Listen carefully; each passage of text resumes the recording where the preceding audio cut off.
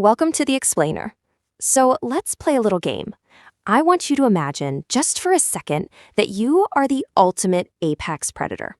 You're the mighty crocodile, lurking in the murky waters, completely safe at the very top of the food chain. Or, well, so you think. Now, despite those incredibly thick, bone-reinforced scales and that absolutely terrifying bite force, nature kind of has a funny way of humbling even the greatest kings of the river. We're going to run you through a hypothetical survival boss rush against 6 highly specialized animals that prove you really aren't nearly as safe as you believe. Section 1. Welcome to the food chain. Let's meet your challengers. Okay, before we look at these opponents and see exactly how they systematically take you down, we've got to talk about your ultimate weapon. This is your signature move, the death roll. It's essentially your giant reset button, right? It's this violently spinning maneuver you use to either tear apart a freshly caught meal or just aggressively break free from a losing fight. And it works on land or in the water. This move has saved your bacon countless times. But, spoiler alert, as we'll soon see in this explainer, that trusty death roll is practically useless against highly specialized killers. Section 2. The big cat tactic. Let's look at the mammalian predators. Now check out these stats. It's absolutely fascinating how each of these big cats uses very specific weights and bite forces to totally bypass your bulletproof back armor. They aren't just randomly attacking. They've got surgical strategies based on their unique builds and precision targeting. Let's break down exactly how each one of them dismantles you. Picture this. You get a little cocky, and you try to snatch an unwary lion by the leg. Let's say it's a lonely lion, maybe one with a little social anxiety just wandering by itself. Well, once it realizes your armored back is completely off limits, it adapts instantly. It flips the script, driving 5 razor-sharp 2-inch claws straight into your softer, vulnerable belly. The pain alone is enough to make you release its leg and practically apologize for the disturbance. But the lion, it's not forgiving you. It immediately clamps its 4-inch canines directly onto your windpipe. And it just holds that suffocating bite for a full 5 minutes until your massive body finally stops thrashing. Then there's the jaguar, and man, it doesn't even bother with your neck. This incredibly stealthy cat literally drops out of the sky while you're sunbathing on the riverbank and instantly glues itself to your back. Because of its perfect balance and weight, you can't complete your famous death roll to yeet it off. Instead, using a staggering 1,500 psi bite force, which is the strongest of any big cat, by the way, it punches its 2-inch canines straight through your skull and directly into your brain. The fight's over before you even process what's happening. And we absolutely can't forget the tiger. Dropping out of the tall grass in total silence, this massive cat lands on you with 500 pounds of pure muscle and momentum. It heavily anchors its 4-inch claws into your struggling body and delivers a 1,050 psi bite directly to the one soft vulnerability you have, the back of your neck, right where your spine is exposed. It severs the spinal cord and shuts down your entire nervous system instantly, like flipping a switch. Section 3. The unstoppable river tank. Enter the hippo. So, the big cats were all about stealth, precision, and finding those vulnerabilities, right? But our next opponent operates on a totally different wavelength.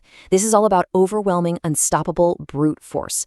500. That is the number of humans hippos kill in Africa every single year. To put that into perspective, that is more human fatalities than you, the tiger, and the lion cause combined. The hippo isn't just some chubby river horse. It is literally one of the most dangerously aggressive animals on the continent.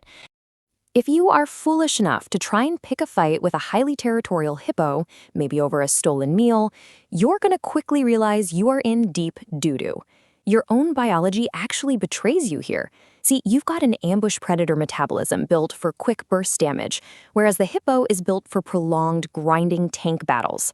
If this fight drags on, you will completely exhaust yourself while the hippo is just getting warmed up. Plus, your teeth can barely even grip a hide that's 1.5 inches thick and packed with dense fat. And that mighty death roll? Good luck. It barely nudges an animal that weighs over 6,000 pounds. Meanwhile, the hippo just opens its massive jaws a full 150 degrees, unleashing an 1,800 psi bite. Those terrifying 20-inch tusks will easily pop right through your armored back like it's wet paper, crushing your ribs and just pressing you into the mud until you drown. Section 4. Deep water nightmares. The open ocean killers. All right, let's leave the shallow, muddy rivers behind for a minute. We need to deal with a totally different kind of monster, one that completely dominates the deep, salt water. 4,000. That crazy number right there is the bite force PSI of the great white shark. That's more than double the pressure you can deliver with your own jaws. Against an opponent like this, your armor means absolutely nothing. If you're a saltwater croc wandering into the open ocean, the shark has a massive home field advantage.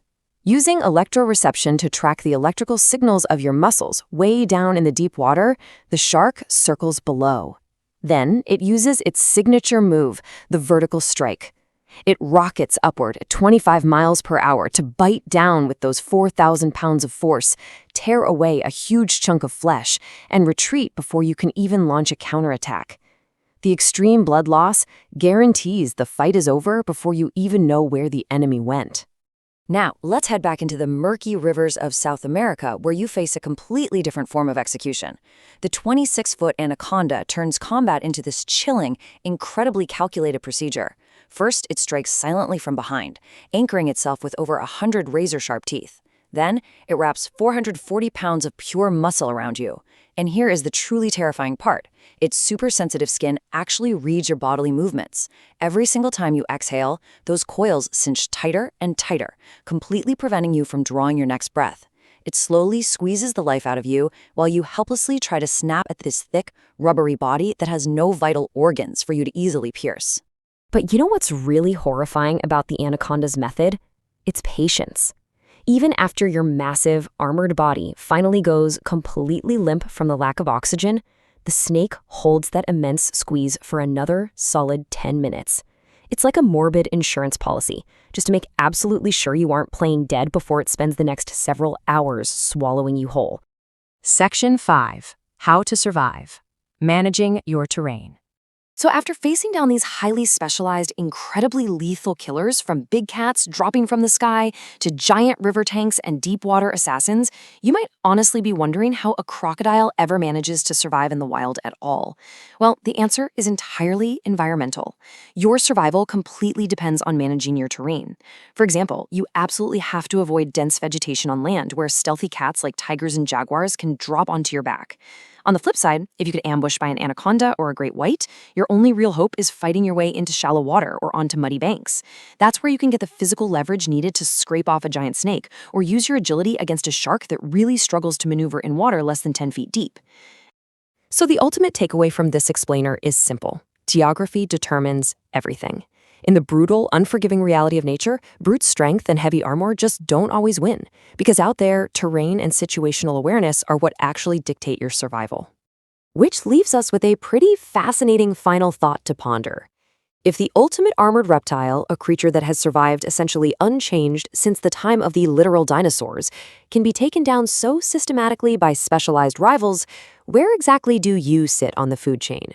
Keep your head on a swivel out there and never assume you're the biggest monster in the water.